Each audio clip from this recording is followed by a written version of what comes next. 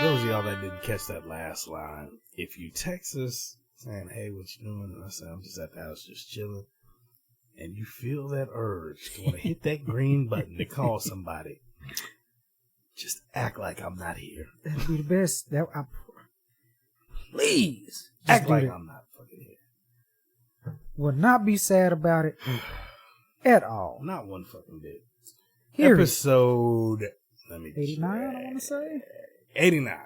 Episode 89 of the Welcome to Forever podcast. As always, it is your boy, Bad Guy P-Back. Hey, it's your boy, the Walking Holiday He-Man.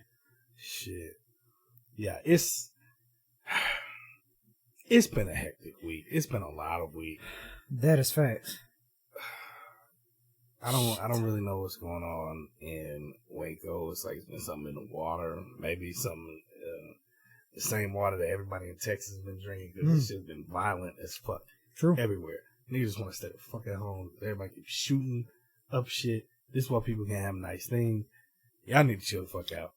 Sit down somewhere. It's been a lot of fucking weeks. So I just been chilling, trying to catch up on sleep. I have not really been able to do that, but it's all good. I'm going to keep rocking like I always do. I did get a chance to finish the Lincoln Lawyer series. Okay, what was your thoughts? Damn good watch. Okay. Damn good watch. As you know, I've read a fair amount of Michael Connelly's books. He's got a lot of them. Right. I have read all of the Lincoln Lawyer novels. It's pretty true to the novel. Okay. I'll say that. It doesn't, try to be anything more than what it is. It's just a really good watch. I recommend it.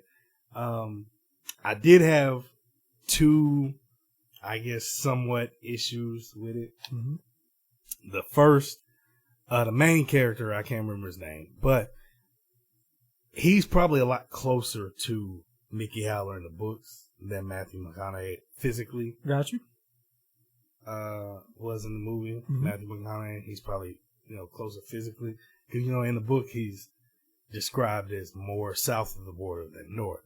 Right. Because he is mixed. Right. Mom is Latina in the book. But Matthew McConaughey, in the movie, he just kind of had that swagger. And he may not have had the physical description, but he had everything else down. That swagger, everything. Okay. This cat, real good. Right. Did a really good job. First few episodes, he's a little stiff. All right. He really starts to turn into Mickey in that. But he just wasn't Matthew McConaughey. Gotcha. That means he did the thing in the movie, man. I'm mad we never got a sequel to the movie. But he did his thing, though. Second knock on it, I wish they would have chosen a different book to do the series after. Mm-hmm. Reason being because this season they modeled it after The Brass Verdict. Okay.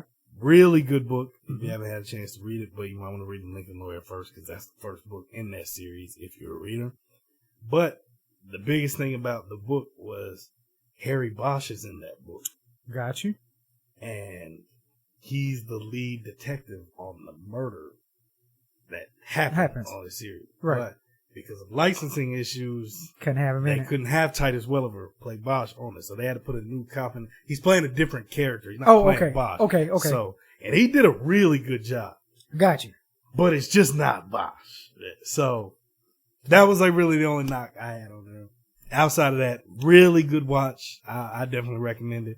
Neve Campbell is like a fine wine. Goodness, she just so damn fine. But I will say, just like the lead character playing Mickey Howler, she did a really good job as Maggie McPherson. Right. Just missing that little. Probably just a step under Marissa Tomei in the movie, though. Gotcha. She killed it. Okay. In the movie. And then plus her chemistry she had with Matthew McConaughey in the movie, it was unmatched. You just couldn't fucking touch that shit. But good. It's a good watch. I definitely recommend it if you want to check it out on Netflix. So. I did finish that, so. Okay. Pretty damn good. Give it a go.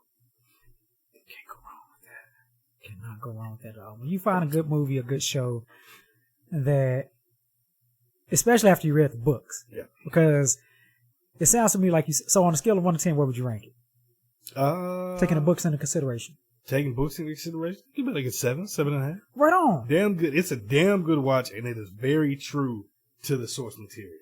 And that is the biggest thing. When you're able to read the books and then see it play out, and you see little things that may not add up, but they're getting close enough to the point to where you're like, I can still watch this. Like, it's little things, but it wasn't enough to where it's like, oh, I'm not gonna watch this shit. No, there was absolutely nothing like that. Where I was just pissed off about it and anything like that. So, damn good watch. So let me ask you this: pretty good. Would you say that this would be a series that you would introduce to a female? Yeah. Right on. Date night, y'all chilling. No, I've never seen the movie or the show. What is it about? Come on, let's sit down and check it out. Most definitely. I would recommend the movie first. Right on.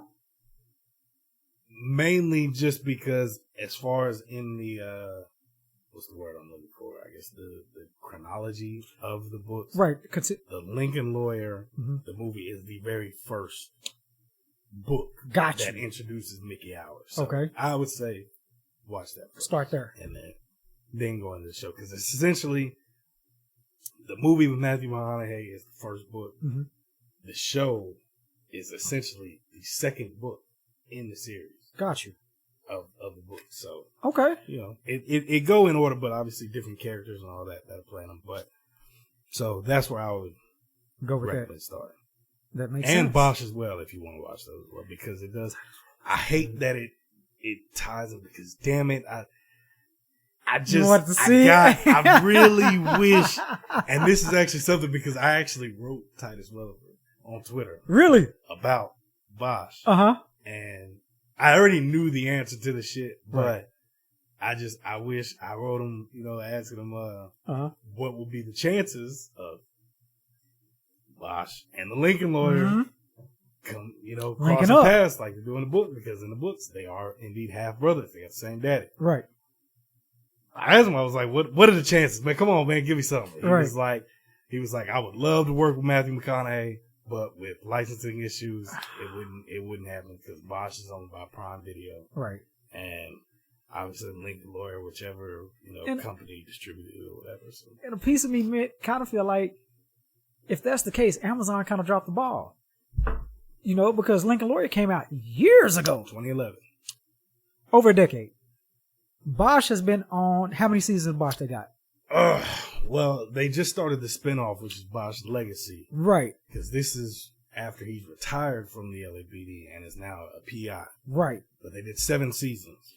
So we're talking 2015, 2016, somewhere in about 2015, I said, when Bosch first started. So you had at least that amount of time to kind of work towards trying to get that license to come on over with you. Fucking Titus Welliver plays the hell out of Bosch, and I would love to see that interaction with him and Matthew McConaughey. Man. So let me ask you this: what is the biggest thing?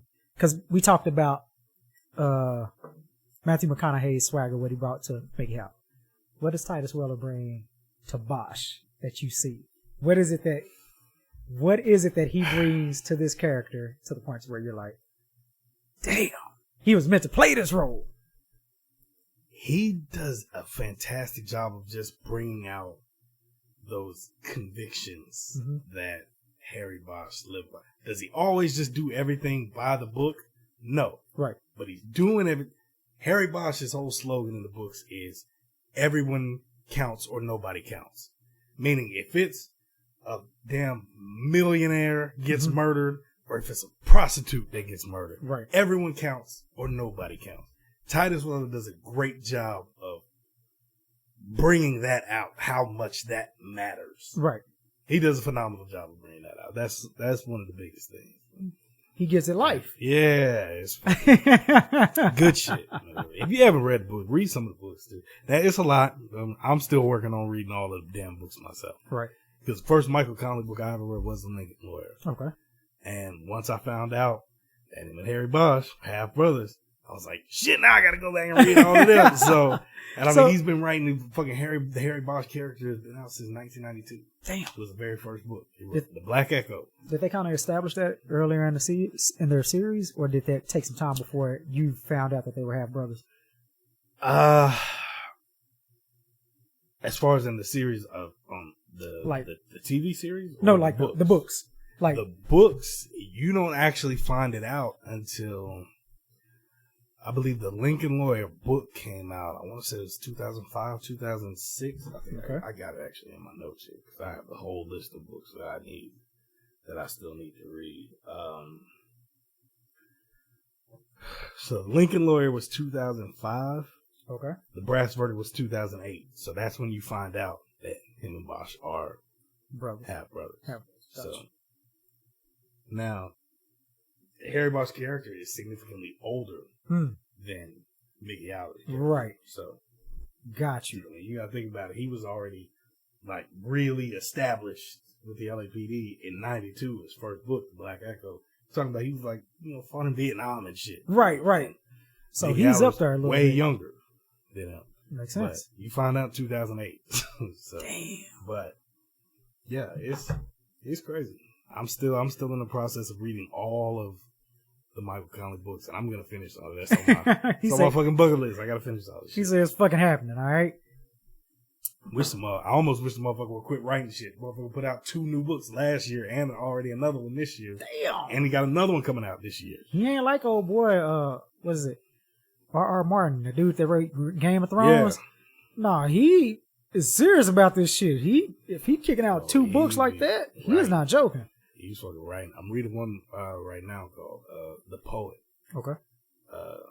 And this is a new character. I'm still waiting to. I wonder is it going to tie into the other one, but it's a solo book right now. The lead character Jack McEvoy. Okay. So seeing how that goes, pretty damn good book so far. Shit. Right on. I knocked a good chunk out of that the other day. It's nothing like I'm slowly getting back into reading. I read. Like I say, I read manga, I read webtoons, I read shit like that. But as far as like books, I've slowly starting to get back into that due to my job, because we do a lot of research on a lot of things, dealing with different cultures, peoples, gender, things of that nature. And so while you scanning articles and learning new information, it kind of gets to a point where, all right, well, let's see what else is out there in regards to just outside of reality, things of that nature. So slowly but surely getting into that. It has been a grudge because, like I say, once I graduated with my master's, I was like, I'm done. I fucking hate books. I'm not trying to hear it. I don't want to look at it. Shit, just all the money you had to spend on them books alone. Shit, fuckers. Exactly. So, but at the same time, reading books of, like you say, for fun, it sparks your imagination because not only do you see the character, you visualize what they look like, the environment.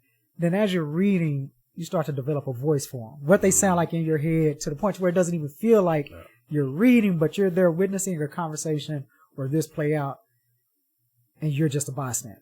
So starting to realize that it has its perks.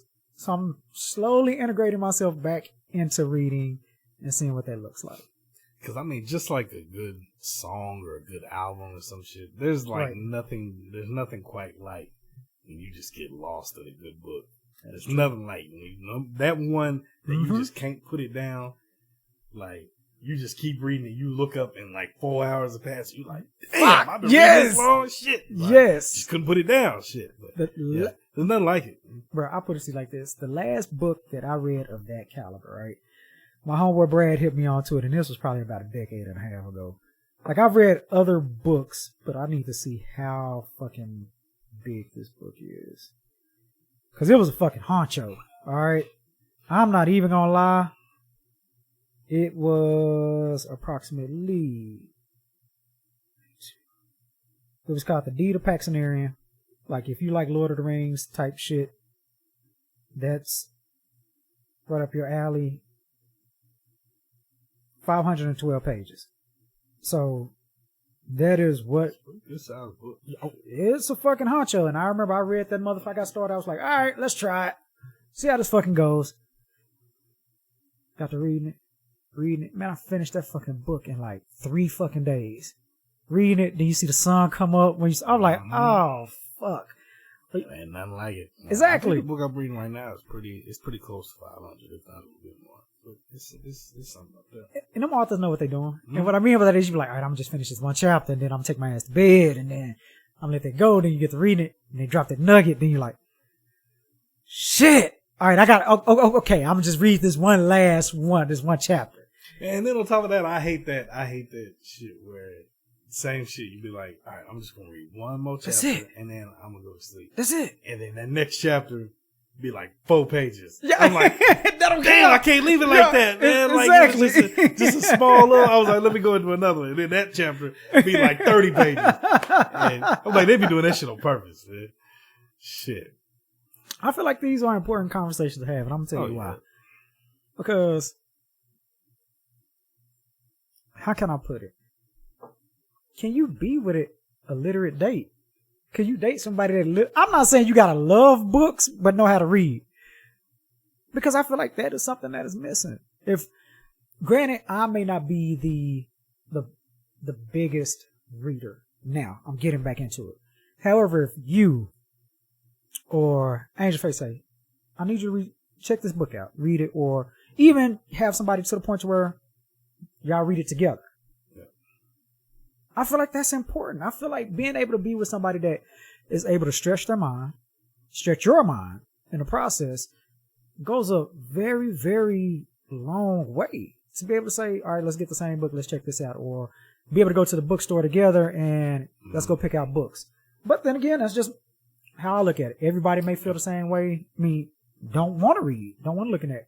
But I feel like that's a component that gets lost in relationships.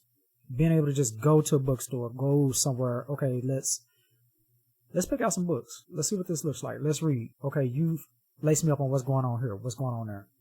I think we've gotten in the habit of doing that with TV shows, but books itself, not so much.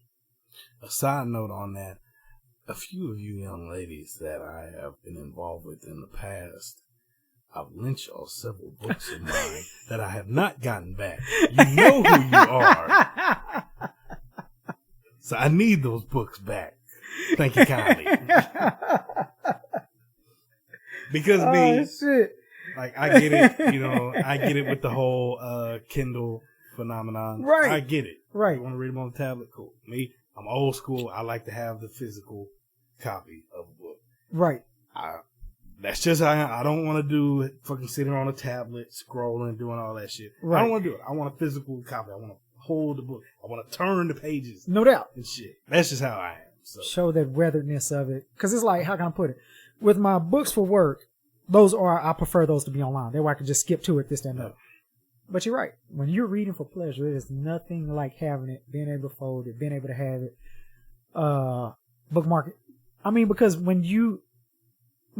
for the most part, I feel like when you have it in your hand and it's there, you have a more tendency to read over more than once. Yeah.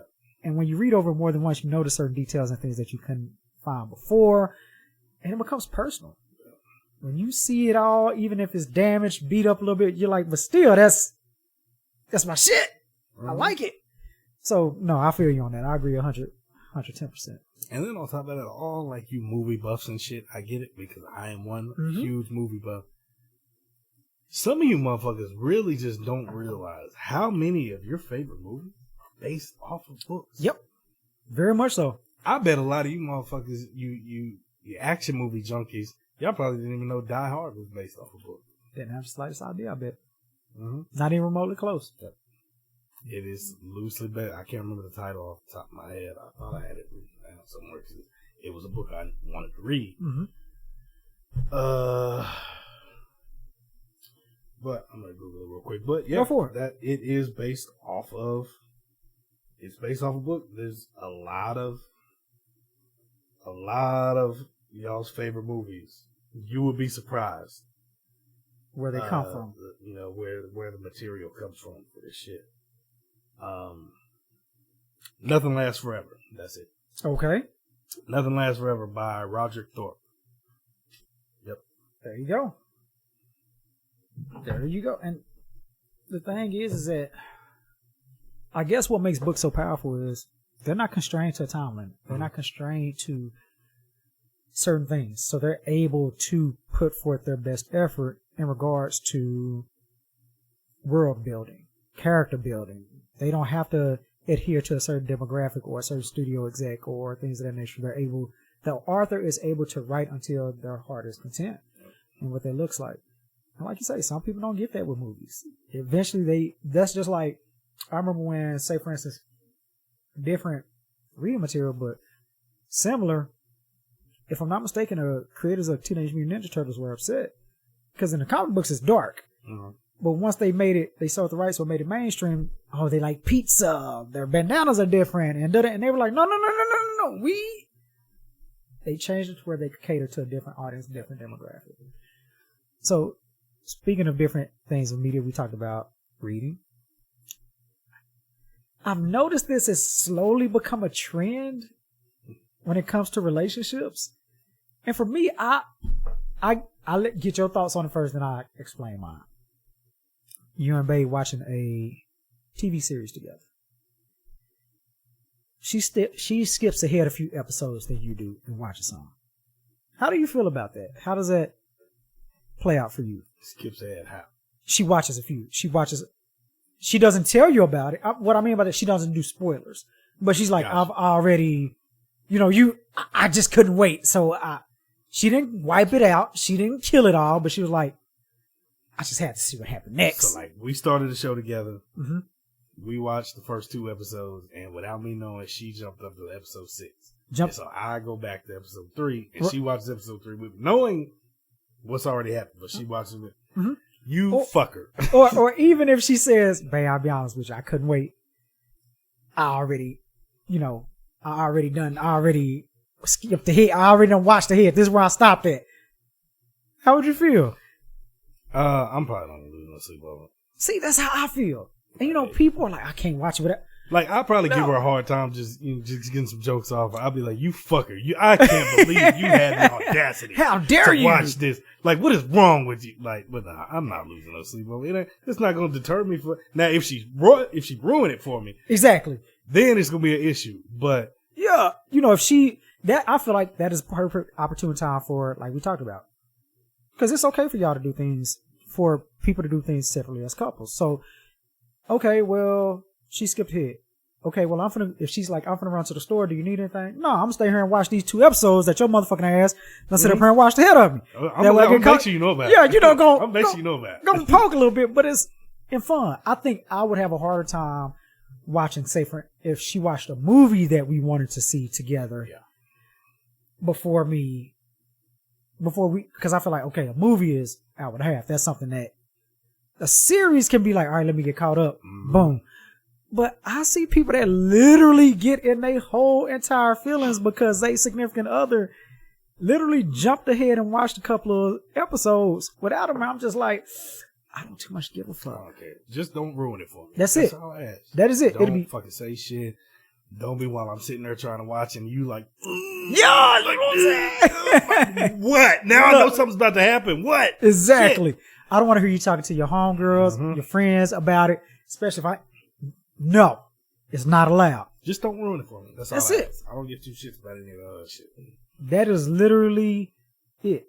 Because sometimes people can't wait. There's certain things that us as men, we can't wait on. But at the same time, if they're like, babe, I just had to see, I just had to know, da-da-da-da. Cool. Bet. If, like you say, friendly, fun jabs. But as far as throwing a whole complete fit, and I feel that way with, like, say, for instance, women and food. And what I mean by that is, hey, I'm kind of hungry. Oh, my bad, babe. I already kind of ate a little something on my way in. Wait. So you already ate? You ate without me? Yeah, I was hungry. I had get all upset when, if it's reverse, babe, I'm finna probably go over and get something to eat, or I'm finna cook something. No, I already ate. I'm good. All right, cool. That's money I gotta spend. Exactly. If that's all right, don't be trying to nibble off of mine when I get back. Yes. They was, let me have 5. Let me try. No, I asked you if you was hungry. You said, well, I wasn't hungry at the time. Well, I don't know what to say. It's my pockets in. There you go. Just like that. So they say on Boys in the Hood, I don't know why you worry about these. My fries. That's right.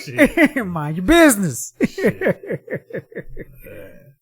I will say where I can be petty though is what's that? when I think back to my ex, me and my ex, we had started How to Get Away with Murder together. Okay. Well, we broke up before the series ended. Okay. She's not allowed to finish that show now. At all. No. After we broke up, that show is dead to you. That show is dead to you. You can't finish it now. Hands off. Nope. You can't watch it.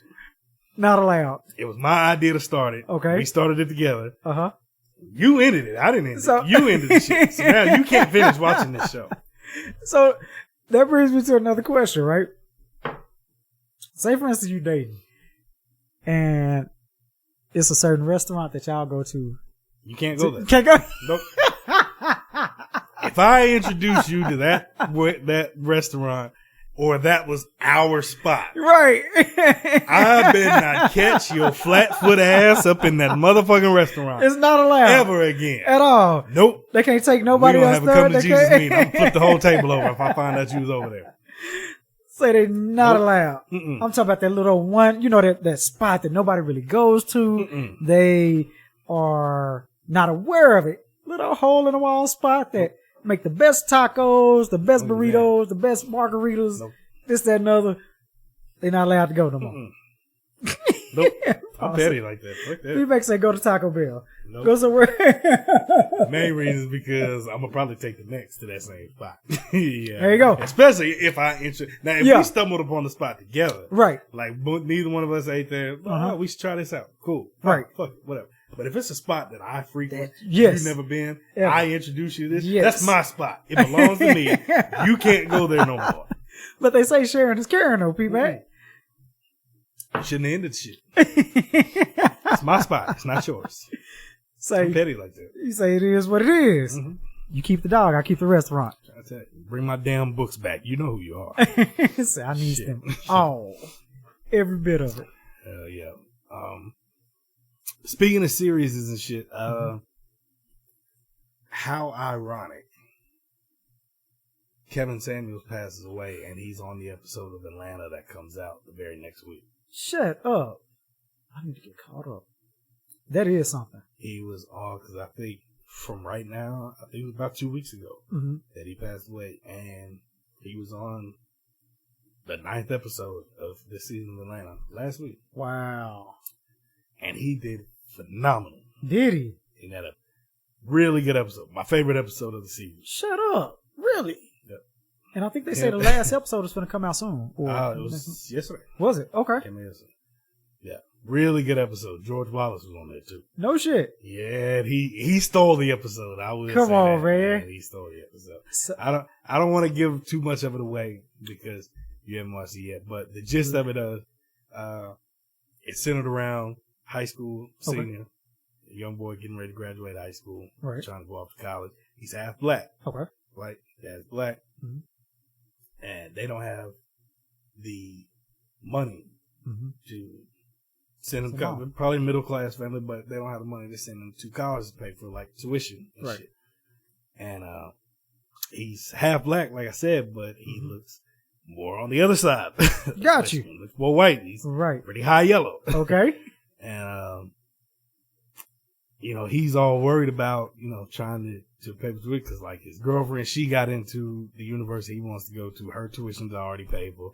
His friends are all going to that same school, so he wants to go to, but can't now. He's friends with all white people. Okay. Kevin Samuels is playing a character that I guess used to go to that school. All right. And so he informs everybody that he's going to donate $1 million to the school. Mm-hmm. And he's going to pay every senior's tuition. Okay. Every senior that's black. Oh, man. So that puts him in a predicament. In a bind. Very much so. So he tries to prove to them that he black. Black. George Wallace roast the shit out there. No. That's all I'm going to say. That's all I'm going to say. You got to watch it, though. So let me ask you this. For it being the last episode, were you satisfied with the way it ended? This newest episode that just came out yesterday, the end of the season, it's a doozy. Okay. I'll tell you. It's a lot going on in this damn episode. Like, it's a lot going on, but it's not at the same time. Mm-hmm. but they set it up for what I believe is the next season. Okay. And so it keeps your attention. Okay. Like, a lot of people that are shitting on the season, mm-hmm. because the thing about Atlanta is that they have their storylines with Donald Glover and Paperboy and Darius and mm-hmm. Van, but then they have just these random shit that's going episodes that are deeper mm-hmm. thrown in there, and that's how it was with this. It was an episode about them, right? Random episode about them, random episode. It was like that the mm-hmm. whole season. No other season's been like that where it was just switching, right? The whole season. So a lot of people were, I don't like this and that, but this is one of those seasons where you really got to put your thinking cap on for this season. Okay. And it's a wild ride, but it was a damn good season. Right It was on. a damn good season. Okay. Definitely have to check it out. Because Don Glover was my dude. I cut for him. Yeah. And he got the perfect cast, like mm-hmm. everybody in there. So have to get caught up on it. Especially if it does that, it kind of leaves the gateway open for a little bit more if they decide to go that route. Mm-hmm. So have to check into it. A lot of genius episodes. Like they recreated the story from a few years ago about the white lesbian couple that was adopting black kids, and they drove them off of the bridge. Right, I remember that. Killed everybody. They recreated that episode, but it ends different. Okay. On the episode. So all right. It's damn good episode. Damn good episode. Because Atlanta only came out. It only got 4 seasons? 3? This was 3. Yeah. This was 3rd season. Right on. Like I said, that one episode that Kevin Samuels was on, I think it's a top 5 episode. No shit. And it's up there with the Fubu episode. Okay. The Teddy Perkins episode. Right. Teddy Perkins episode, that was the best fucking episode. Bro. Of the entire show. The way he pulled that off. Uh-huh. Like, Donald Glover is a genius. Like, y'all better stop playing with that. Man. From music to episodes, says a lot. And you know what? Let's speak on this Kevin Samuels thing for a whole minute. I know he's extremely controversial. Okay. Figure. That is true. I'm not saying that I agree with a lot of his sentiments. Okay. Of things that he expressed, but I understand it.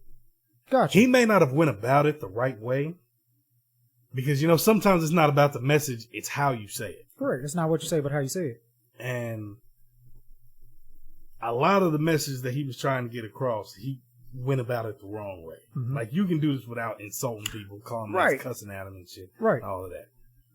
But the basic gist of what he was trying to get across, and it's something that he wanted to try to help fix in his own way, was to, I guess, bring African American families back together.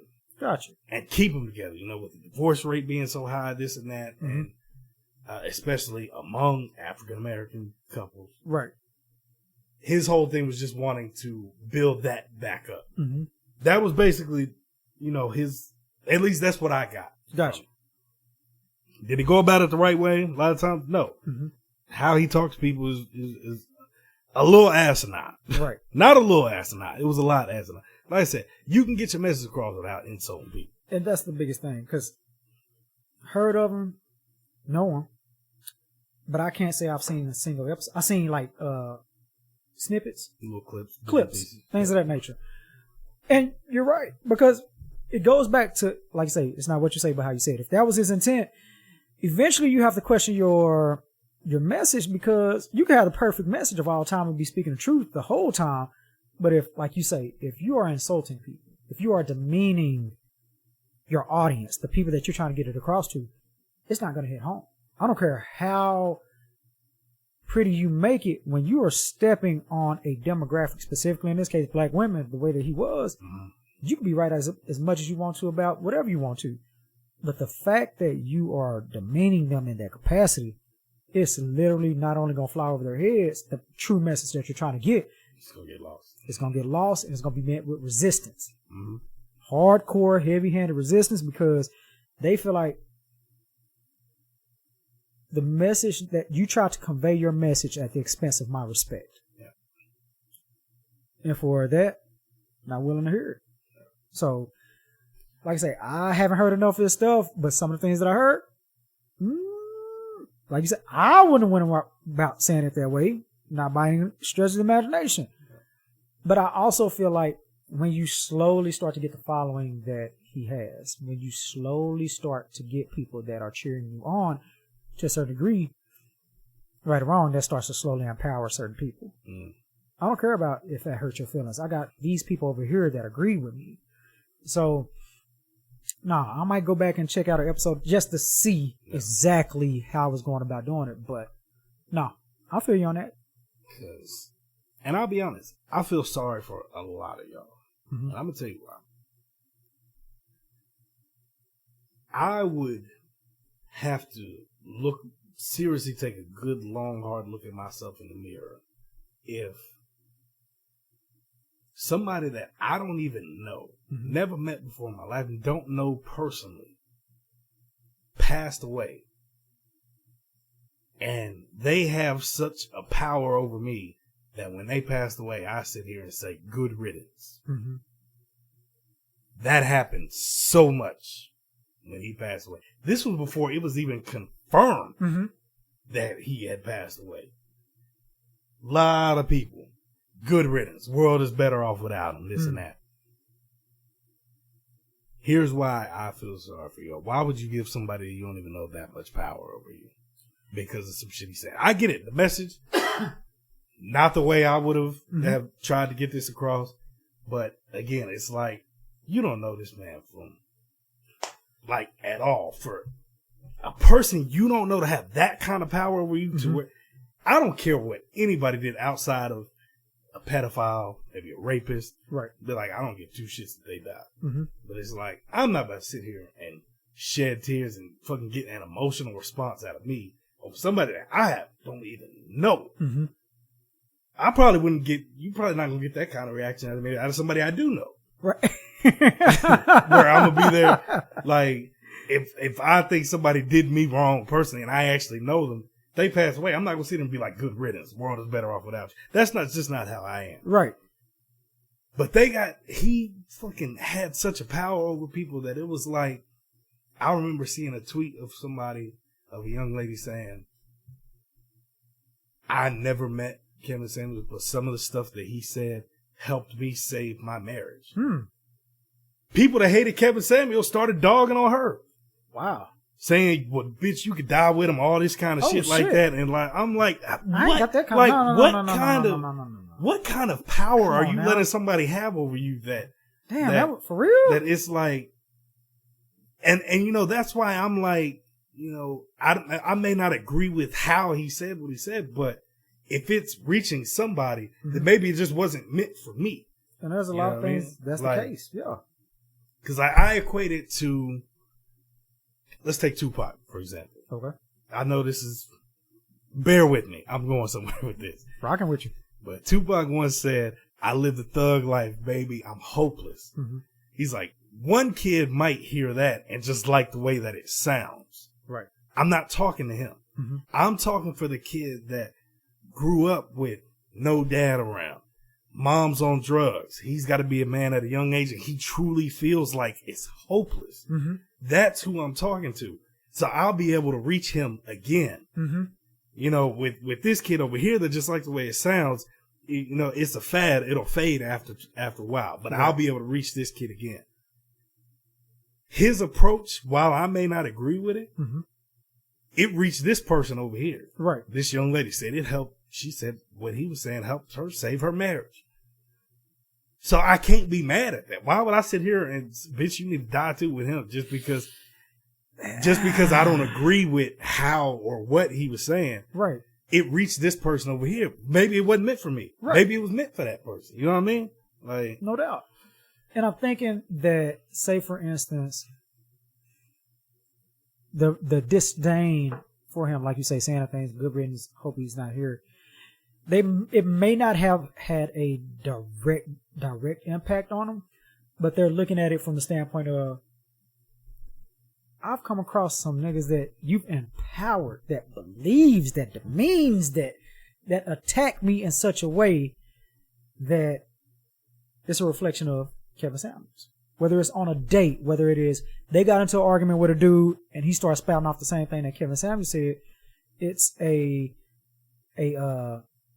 effect that feel like that they're attached in that regard. The dude I talked to, he got this information from you. You did, so guess what? Fuck it. That means that he can't get that information. That information that was used to hurt me from his standpoint is no longer viable. Fuck him. So I'm thinking, this is just me spitballing. Sure, they may not have agreed with what he said. And what I mean by that is, I'm talking about the die-hard people that are just like, I'm glad he's fucking dead, so on and so forth. Because you're right. Every day there's a person that you come in contact with that is either on the internet, Alice Gore's internet, that you disagree with and you're just like, you know what, fuck that. I ain't got time for that. But when it feel like it transitions to, damn, this person got this information from this person, and now they trying to use that on me, that is when it feels like, okay, it has overstepped my bubble into my real life. As long as you stay over there saying what you're saying and I ain't got to deal with it, cool.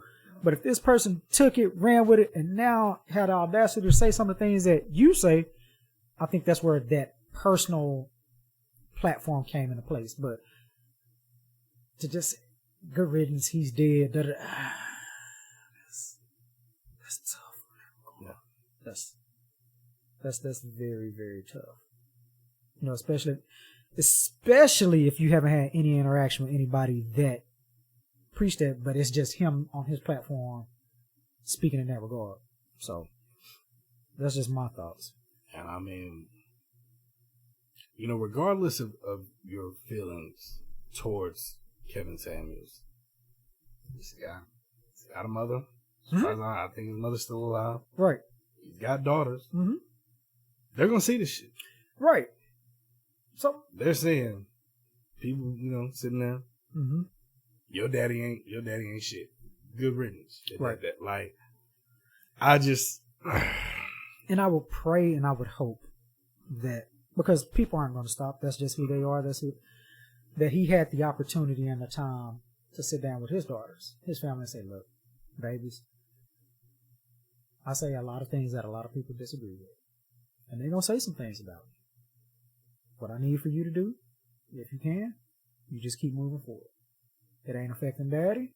I'm going to keep moving forward, and I hope that you're able to do the same. I know it's going to be hard because it's me that they're talking about. But if he wasn't able to have that conversation with you, and if he was able to be the father that, you know, you would hope that any man would be to his daughters, and they're seeing all of this, most likely they are feeling bombarded. Where is this coming from? He was always treated me well, so on and so forth. Then you have those that will try and do everything that they can, because I don't know how old his daughters are. But you have grown people coming at children, teenagers. Look at what your daddy said, playing clips or things of that nature. Nobody deserves that. Nobody in their right mind should come after a kid. If you feel some type of way, sort that shit out yourself. That don't mean you project or put that fucked upness on a family member or somebody else. Yeah. It just, I don't know. The whole situation was completely unexpected when it went down. Because, I mean, you got to think about it. Man was 57 years old. Young. Right. Well, I don't know if he had any prior health conditions. I don't even know what the cause was. Right. But, again, 57 is young. Very. Really fucking young. Very. But yeah, I wanted to address on that just because, you know how shit go. I mean, yeah, it's an extremely controversial figure. That is true. Shit. But yeah, he did a really good job on that episode of Atlanta. I will say that. Really fucking good job. So definitely gonna have to get caught up and check that out. Oh shit.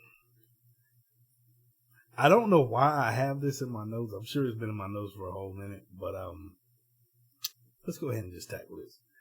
I don't really know where to start again because I'm not sure why I put it in I'm sure everything I put in my notes, there's a reason I put it in. Right. but it's probably been in my notes for a whole minute, mm-hmm. and I'm not sure why I put it in there, but fuck it, let's go ahead and tag it.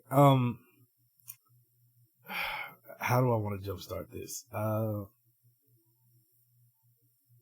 What are your experiences, if any, with horny, aggressive women? Wow. Not just horny, but that are, I'm talking overly aggressive to where you're almost uncomfortable. Okay. Let's see here. Because see if I can provide a little bit of context with this. Am I feeling them in that same way, or is it just like, I'm trying to remember, was that I Got the Hookup where Master P and, you know what I'm talking about, where not feeling, you need to stop, you know, with Michael Blackson, and he's like, because I feel like there's a difference if you feeling them. Well, let's tackle both of them. Okay, let's tackle both of them. Let's start with if you feel them first. Okay, if I'm feeling them, because so if they're horny, right, but they're extremely aggressive about it, but you're interested in them too, right? How do you approach it? Oh, because I can match that energy. Like I said, I'm a freak. So that is something that I'm like, we get down, but I'm going to be in control. That is something I'm like, okay, we are going to do this. Cool. But in a time span in place to where it is somewhat admissible. Like, because granted, I'm a freak. I also have limits to a certain extent. They're few and far between, depending on the place. No shit like that. You know what I'm saying? No Amazon position. No, you're not for the Amazon position. No, there's not enough freakiness in the world to where that's going to happen. But, be like, because I feel like with that aggression, you haven't had anybody to put you in a position where, no, you finna sit the fuck down. We gonna do this in a manner to where we both are okay with this. Now ain't that time, so I'm finna tell you that now ain't this fucking time. Because at the core of every horny, aggressive woman is a woman that ain't been handled. Exactly. In a while. Mm-hmm. In a nutshell. Typically is a woman that is gonna have an above average sex drive. Correct. As far as how high her sex drive is. Probably above average. Mm-hmm. But ain't been handled like from the top rope. Mm-hmm. In a while. In a long So if I'm feeling time. you too. Yes. If it's an equal interest level. Right. Oh yeah. Yeah, you about to go on. You about to get the rug burn. Exactly. From the top rope. Mm-hmm. You know what I'm saying? And you finna get handled.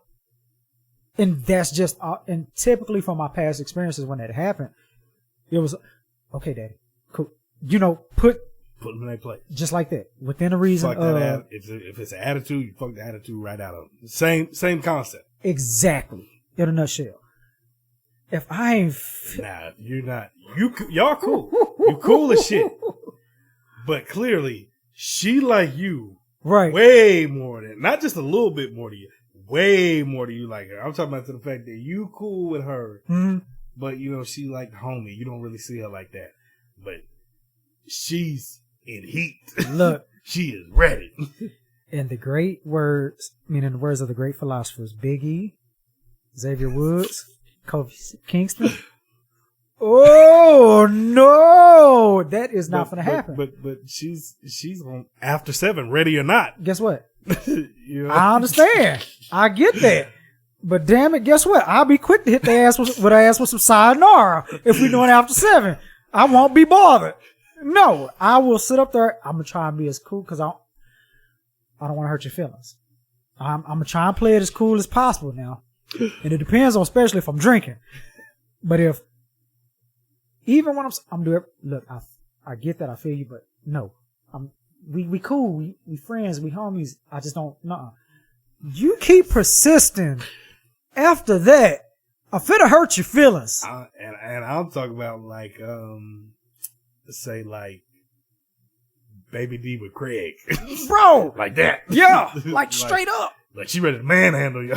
Nah, bro. That is when I'm finna, and I'm just gonna keep it a buck and I'm keep it 100.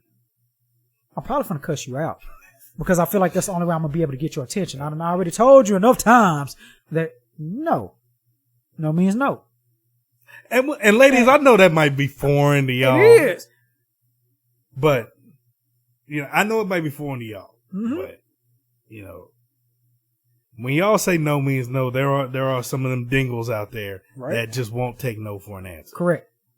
them motherfuckers need to be castrated. All the way through. Then they start, trying to do other shit, which I don't condone. At all. Ladies, look, the same goes for us, too. Yes. No means no. No. There's been times I've been targeted. Mm-hmm. Straight up. And I was not with it. And the thing is, they feel like just because they're a woman, that a man will sleep with any and everything. That is not the case. Nope. Even we, just like y'all women, have standards. So if I'm not feeling it, I'm going to be as cool as I possibly can be, like in the past. Like, look, no, I can't do this. No, and I'm going to give you specific reasons why. You keep pressing on. I'm going to press that button to where I cuss you the fuck out. And 9 times out of 10, it's going to be like, what the fuck did I tell you? What part of this don't you get? I said fucking no.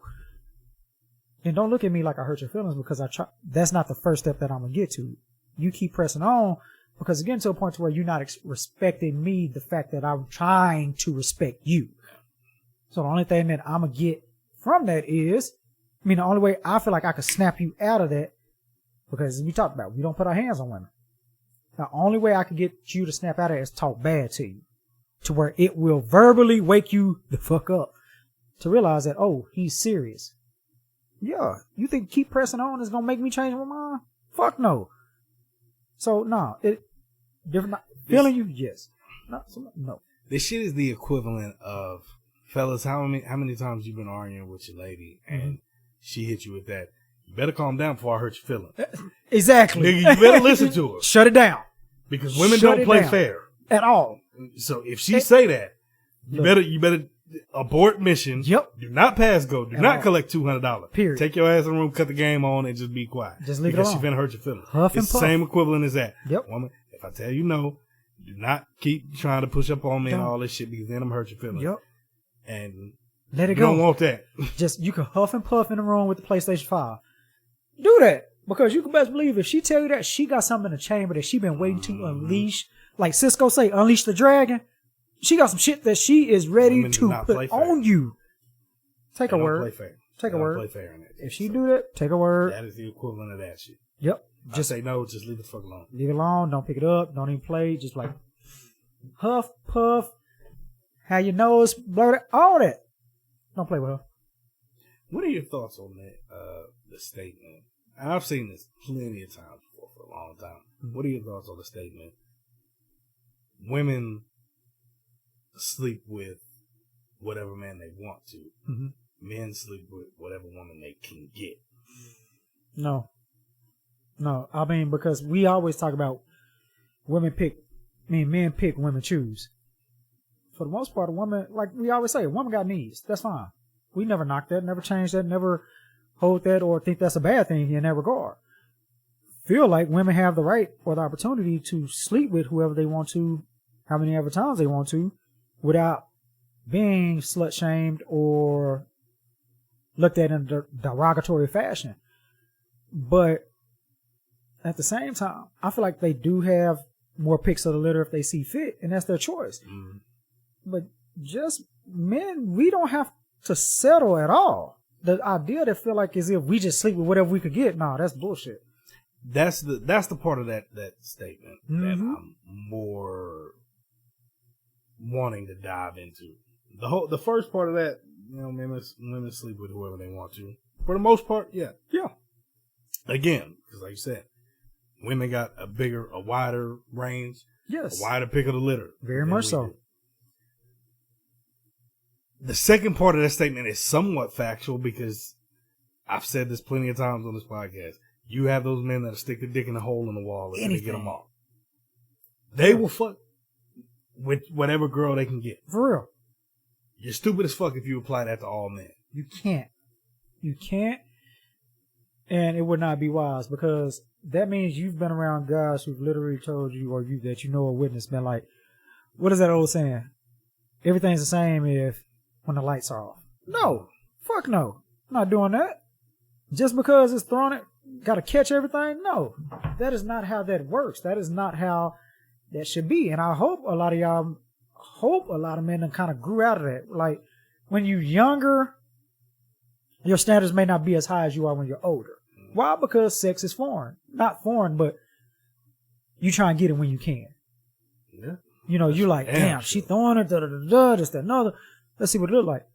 But I must, if I'm be honest, even in my youngest days, very selective. Very, like, that's just being honest. Not one of those guys be like, oh, damn, well, I need to. No. Not gonna lie, younger, everybody had a slump buster at one point in time. Mm-hmm. But if that is your constant lineup just because they throwing it at you, come on now. No. Here's the other side of this I want to discuss. Ladies, y'all probably not like when I'm probably not saying, but shit, no. That's why I'm the bad guy. They don't call me the bad guy just because I need another nickname. It happens to be true. Let's say, for example, that ladies, y'all do believe that men just sleep with whoever they can get. Mm-hmm. Who is that more an indictment on? The man or on y'all?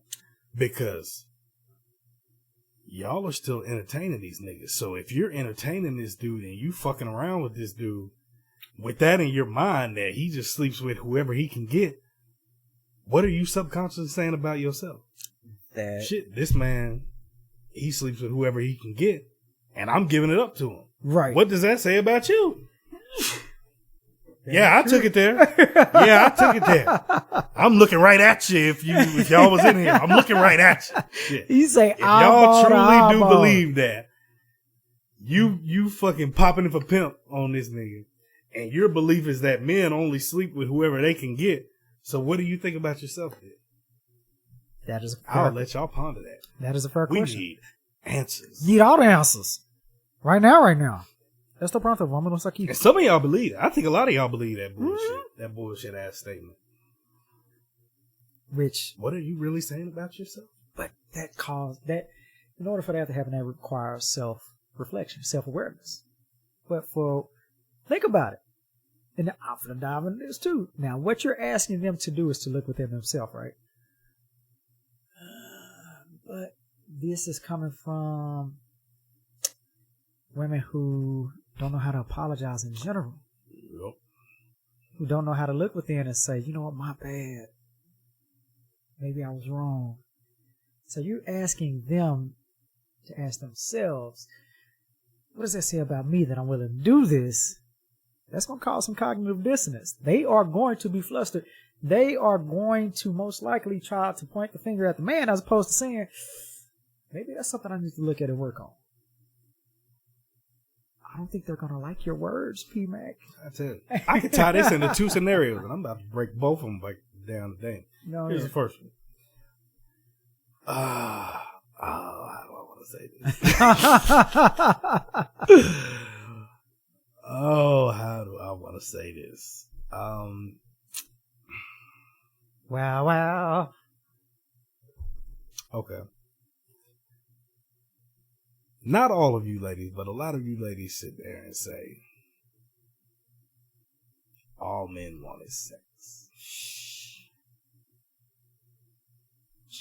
What do you bring to the table? All you want is sex, so what do you bring to the table? Is that all you offer? Exactly. If you ask me, if you assume all I want is sex, that's what I'm going to ask you. Is that all you got to bring to the table? Exactly. You're subconsciously telling me that you're not worth anything but a screw. That's it. Essentially. That is literally it. By putting that out there like that. Mm-hmm. Because either that or your differentiation of men is flawed. What I mean by that is that, to be quite honest, ladies, I know y'all may not want to hear this, but we are going to give us men a pat on the back. Meaning that we're able to separate a woman who has her boundaries, respectful towards herself, looking for certain things, career. We're able to look at all of these differentiations amongst a woman. We know that she doesn't follow into just a freak that wants to get laid. But it sounds to me like women are unable to do that. They only look at men as, oh, that's the only thing he wants, not somebody that, oh, you know what, maybe he needs to be stimulated mentally. He enjoys conversation. He likes the arts. He enjoys trying new things. No, it is always simply just the fact that we want you for your body, as opposed to being able to differentiate different men from their different likes, wants, and needs And it goes back to like what you say. Is that the only thing about you that you bring to the table that you feel like that is worth having, that he may desire? Because when you come across, man, like myself, like you, that we don't fit into that category of the man that just sleeps with whoever he can get. Right.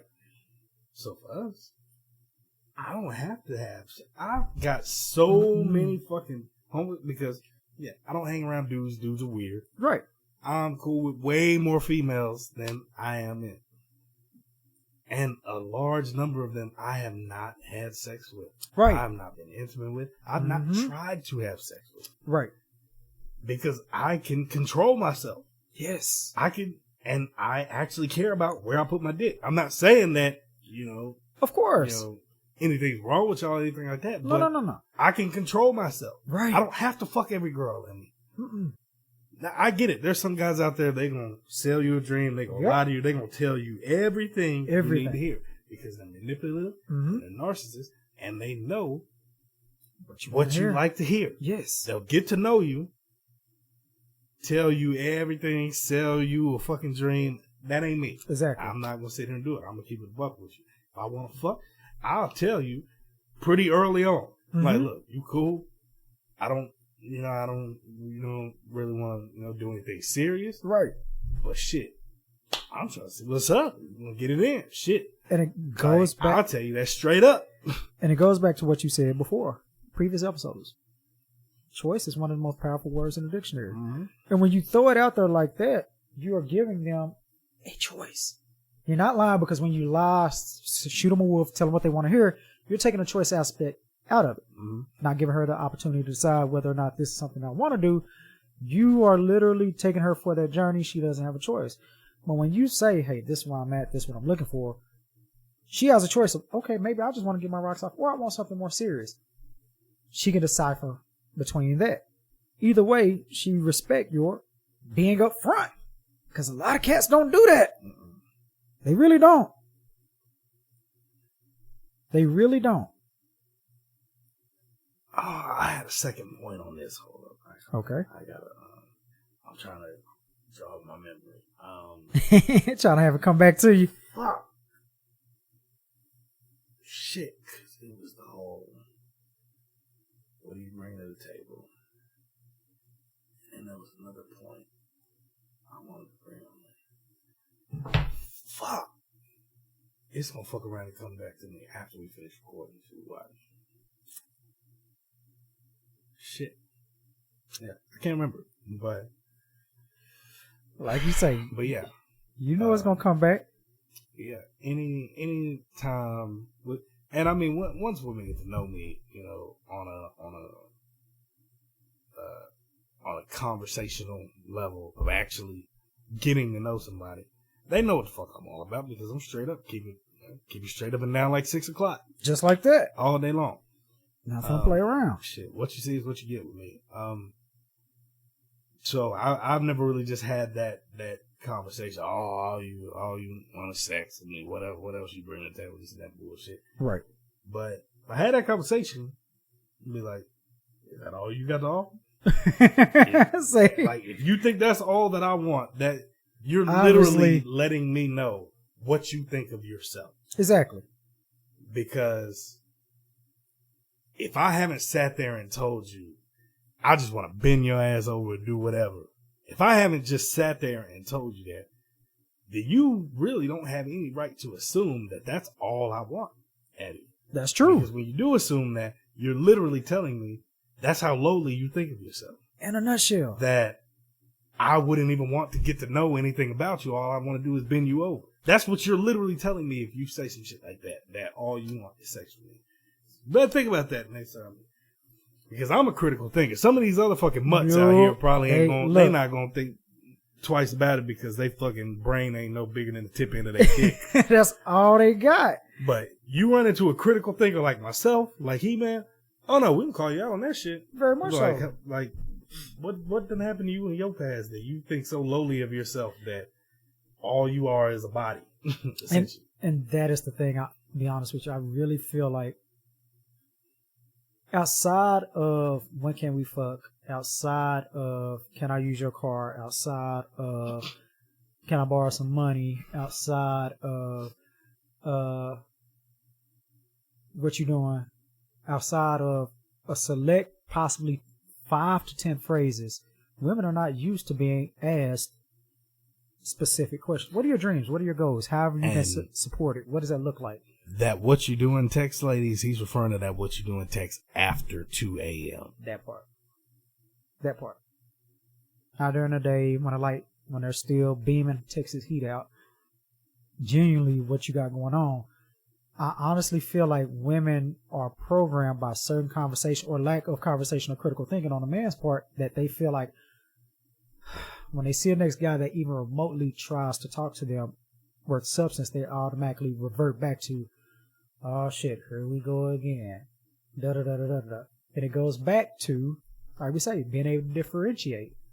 You should be able to tell from a man's vibe that he's different before he even approaches you. Because I can tell you honestly, men, for the most part, not all, some, can differentiate when a woman is totally different from who she fucked with in the past, or who he fucked with in the past. So being able to be like, I know I can't come to her with the same that I came with previously. And for those that don't and keep it the same, sure, they fall into that 5 to 10 question category that they ask, and you get bored, tired, and it's over with. So, good point. Y'all motherfuckers just need to pick up what we're putting down. We've been doing this podcast for 3 years, man. Come on, man. Educate y'all gotta pick up what we're putting down at some point, man. We will hope and dream that you would do that. We fucking dropping jewels. We just went off like the Splash Brothers tonight because the Mavericks tripping. Look her. Them motherfuckers there. Man. They had an opportunity. They did not take advantage of it. At all. Man, and you asked me about it earlier, man. Dude, this is about the most Orlando Magic shit that could happen. That we finally land the number 1 pick when there technically is no clear-cut number 1 pick. Now, when I say that, I'm referring to the masses. Me. Mm-hmm. I am a basketball nerd. Right. A basketball savant. Very much so. I'm not going to sit here and say I know more than this person, that person, that person, but I know a fucking lot of shit. Mm-hmm. When it comes to basketball. Right. And based off of the eye test, the masses are torn between 3 guys. Okay. 4 if you want to be specific in this upcoming draft. Me, based off the eye test, there's one clear-cut number 1 pick. Paolo Banchero. Orlando, please just don't put me through this shit for the next month. Look. With all these reports. Because they're already starting to come out, and I know they're bullshit. And I can tell you why. Because our front office, they don't let anything leak. Okay. With anything that they're planning. When it comes to draft pick, when it comes to injuries, when it comes to how guys are rehabbing these injuries, they don't let any of this shit out. We literally just be trying to speculate. Okay. And we just kind of go from there, and we'll know what they're going to do once draft day comes. They don't let shit out. So I'm trying to keep all of these bullshit articles that are coming out. I'm trying to just not pay attention to it. Shit. But Orlando, for me, it sounds to me like just draft. The draft is literally just over a month away, June 23rd. Right. Please just draft Paolo Banchero. Please just draft. Because what it sounds like I'm hearing you say is that you're not asking for much, P-Mac. You're not asking for all there the is things. A clear-cut number 1 top guy. Right. In this shit. Right. I'm going off the eye test. I do this. This is your thing. I fucking do this. Are there question marks about Banchero? Yes. The biggest question marks about him are, what is his defensive motor look like? Okay. That's his biggest thing. Right. Now, from you casuals that I can tell just don't watch basketball at all, y'all sit here and say, well, his ceiling is a lot lower than everybody else's because he's already so polished. Right. An offensive player. I'm not comparing their skill set because they play 2 different positions. I am comparing how polished they are. Right. Or how polished these two guys were at age 19. Paolo Banchero's 19 right now. I'm about to compare him to another guy when he was 19. Okay. Of how polished he was. He's a guy currently doing damage in the playoffs right now. Okay. By the name of Jason Tatum. Just like that. That kid was extremely polished. Coming out. When he came out. Fair enough. Paolo Banchero is already extremely polished. And because of this, you casuals that clearly don't watch basketball are sitting here saying, oh, well, Jabari Smith Jr. and Chet Holmgren, their ceilings are higher than his. They will say that. What is Jason Tatum doing now? Killing He's been in the league 5 Killing years. He is 24 years old. He is just now really starting to find himself in the league. Why do I make this comparison, you may ask? I'm a basketball nerd. That is your jail. The only thing I know just about as much or almost just as much is fucking music. But I know basketball even more than music. Anybody knows my music taste? I'm on my shit. Just like that. When it comes to music. I know 10 times more about basketball than this. So, let's get the comparisons down. Let's get down to it. Jason Tatum, when his freshman year at Duke, he was extremely polished coming out of high school. His offensive game was extremely polished. His scoring, 3-level scoring, being able to post up, mid-range, and 3 was already extremely polished at Duke. He averaged 17, 7, and 2 on like 44% shooting, about 34% from 3. Okay. Shot about 85% from free throw line. Damn. At Duke as a freshman. You want to know what Banchero numbers were? What was that? Duke averaged about 18 points a game, about 8 rebounds, if I'm not mistaken, and 3 assists per game. Okay. On about 48% shooting, 33% from 3. Here's the drop off. He only shot about 73% from free throw line. Still. But those numbers suggest, those free throw numbers in concert with him shooting about 33% in college from 3 suggest he should be at least a league average 3-point shooter. Right. Meaning you got to respect it. The league average is about 35%. He shot 33% at Duke. There you go. And only going to get better. Jason Tatum right now shoots about 36% from 3. Shouldn't be up for discussion. And then here's the biggest thing that you so-called basketball gurus that are trying to sit here and say that Holmgren or Smith are the better options to take than Banchero. Here's the big thing you guys don't realize. This kid went to Duke. He had to adjust his style of play to fit into Duke because he's playing with 5 other 5-star recruits in the starting lineup. Right. If he had went to North Carolina or Kansas or USC or UCLA, he'd average 25 and 10. But he adjusted his game to where he averaged about 17 and 8 at Duke. Wow. One of the top programs in the country. He goes to one of these smaller schools where he doesn't have as much talent around him. He averages 25 and 10. I would bet everything I got on that. Easily. Stop fucking sitting here telling me that those two motherfuckers are a better prospect than him. Well, you know. If we pass on Paolo Banchero, I'm letting you know this right now, it'll be the biggest fucking mistake we ever make. If we do pass on him, it better be for Jabari Smith Jr. Okay. I want Banchero. Right. That is my number one option. You'll take that. But if we pass on him, it better be for Smith. I know, I get what y'all are trying to tell me about Holmgren. I'm not buying it. Y'all keep trying to compare him to fucking Kevin Durant. Y'all fucking compare any skinny motherfucker coming out of college to Kevin Durant. Kevin Durant is a fucking anomaly. Y'all was trying to call Porzingis a unicorn. Kevin Durant was a unicorn. Right. The motherfucker in one season at Texas probably had a better college season at Texas than Carmelo did at Syracuse. That says a lot. Minus a national championship. That says a lot. And y'all want me to believe Chet Holmgren, 7'1", 190 pounds. Whew. And that's what ESPN lists him at, so he's probably about 180, 185.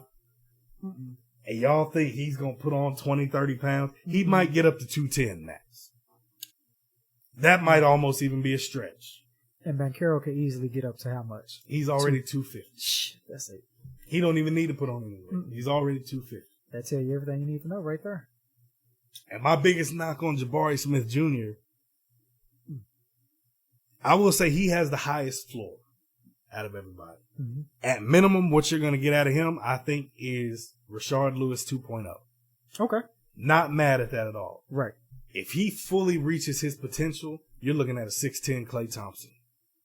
That says a lot. So I'm not mad at it if we take him. Right. But you're talking about a 3-level scorer, 6'10", 250, can post up, can hit mid-range, can shoot the three at a respectable rate where you got to respect it. He can handle the basketball. That's another thing about Jabari Smith Jr. His handle is weak. Right. He'll probably get there. Right. But his handle, and he struggles finishing around the rim. Two things Banchero excels at. Right. He can handle the ball. He can create his own shot. He posts up. He can hit the three. And he can pass. And the defensive skill set is there. Right. He has all the tools to be very solid on defense. Paolo Banchero needs to be the guy. You fucking heard it here. Jeff Hammond, John Weltman. Listen to me. I'm telling you right now. Draft Paolo Banchero. You put him alongside Markelle Fultz. You're looking at Rookie of the Year, and you're looking at a guy that's going to lead us multiple championships within 5 years. Book it. We definitely going to revisit this after. Revisit it. Write it down. Take a picture. I don't give a fuck. You heard it here. I know what the fuck I'm talking about. Man, give me a fucking air horn. Fuck, man. So stop with these bullshit Chet Holmgren fucking articles, because if they fucking draft him, you might be looking at Kurt Cobain. I might blow my fucking brains out. Like you say, after the draft, we definitely having a show. Fucking Chet Holmgren is extremely skilled. I will give you that. Right. But he's closer to fucking Porzingis than Kevin Durant. Gotcha. And just as easy as he could be Porzingis, let's be honest. If his body don't hold up, you could be looking at Sean Bradley 2.0. I don't want to take that risk. No. You want to go with the most upside and production that you can now. Seems like old boy provides that. Banchero. You have to go with him. Y'all can miss me with this whole, he's not fucking... Oh, he's not, he's already peaked. He's not going to get any better. Y'all fucking crazy. Y'all fucking crazy. Kid at 19 is as polished as Jason Tatum was at 19. Right. And look at what the fuck he's doing right now. You give Banchero 3 years to let that NBA game slow down, and he's leading us to a top seed in the East. I'm telling you, book it. He said, go with it. We coming back here. Draft day is June 23rd. So we're going to definitely draft revisit day's fucking June 23rd. That's a fucking Thursday. The 25th or the 26th. We're going to revisit this shit. And you're going to see what kind of mood I'm in. I'm either going to be happy. I'm either going to be extremely happy. I'm going to be okay with Jabari Smith. Right. Or y'all going to witness me fucking blow my fucking head off like Kurt Cobain on the fucking episode. That's where it's going to happen. You heard it here. I'm fucking done. I'm getting mad at all you fucking so-called experts. Listen to your boy. I've only been an Orlando Magic fan since I was 6 years old. Fuck with your boy. I know what the fuck I'm talking about, man. If we put a starting lineup next season of Fultz at the 1, Suggs at the 2, Wagner 3, Banchero 4, and Carter Jr. 5, at minimum, right? We're in the play-in tournament. That's at minimum. After only winning, 22 games this year. Right. We at minimum are fighting for a play-in spot next year. Book it. You heard it here. I'm done talking. Episode 89. If you got anything else. I'm done. Fuck. Shit. Let's leave on that. Fucking getting heated talking about this shit. Draft Paolo Banchero. I'm looking at the fucking camera. Draft Paolo Banchero. You heard it fucking here. Shit. Hurts, man. Episode 89 of the Welcome to Forever podcast. As always, it is your boy, the bad guy, Paul fucking Chambers. Hey, it's your boy, the Walking Holiday He-Man. Stop writing this bullshit. We're going to let Jameson ride out. Quit writing this bullshit because our front office don't leak shit. So stop putting this bullshit out in the air. I'm gone. Done. Peace.